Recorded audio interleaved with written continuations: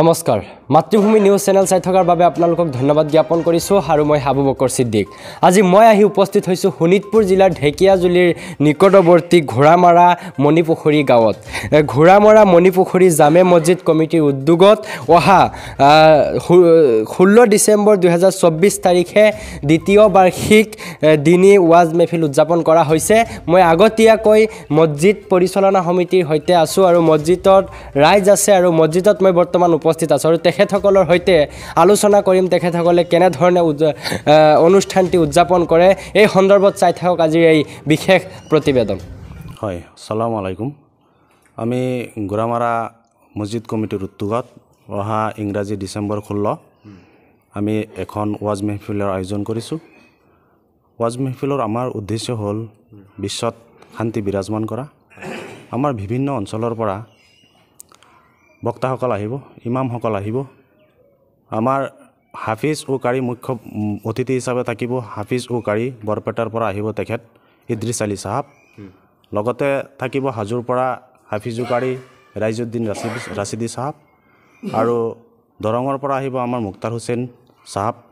তেখেতসকল আমাৰ ইয়াত আহি উপস্থিত হৈ আমাৰ বিশ্বত যাতে শান্তি বিৰাজমান হয় তাৰ কাৰণে দোৱা আগবঢ়াব সেয়ে আমি মছজিদ কমিটিৰ কাৰ্যকৰ্তাসকলে বিভিন্ন ধৰণৰ কৰ্মক যোগেদি অহা 16 ডিচেম্বৰে আমি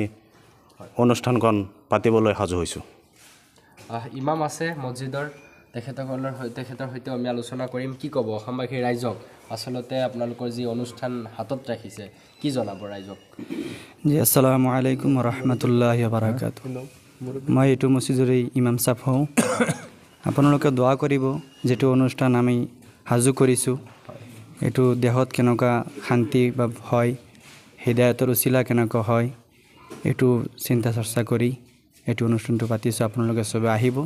সবেকে মই দাৱাত জনাইছোঁ সবে ইনশাআল্লাহ আহি পেলাই দিন এক নাম হাসিল কৰিব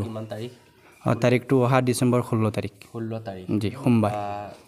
ঠাইটো লোকেশ্যনটো মানুহক দি দিয়ক জি ইনশাআল্লাহ লোকেশ্যন পাই যাব মণিপুখুৰী জামে মছজিদ হয় মছজিদৰ উদ্যোগতে হ'ব জি মছজিদৰ উদ্যোগতে হ'ব মুখ্য অতিথি কোনে আহিব মুখ্য অতিথি আহিব হাফিজ ও কাৰি মৌলানা হজৰত ইদ্ৰিছ আলী সাহাব অসমবাসী ৰাইজক নিমন্ত্ৰণৰ জি অসমবাসী ৰাইজক নিমন্ত্ৰণ দিছোঁ ইনশাআল্লাহ সবে আহিব আহি দিন এক নাম হাসিল কৰিব আসসালামু আলাইকুম ৰহমতুল্লাহি ওয়া বাৰাকাতুহু হয় আপুনি যেটো কৈছে বহুত ভাল লাগিছে আমাৰ যুৱ সমাজৰ সহযোগত সাফল্য মণ্ডলত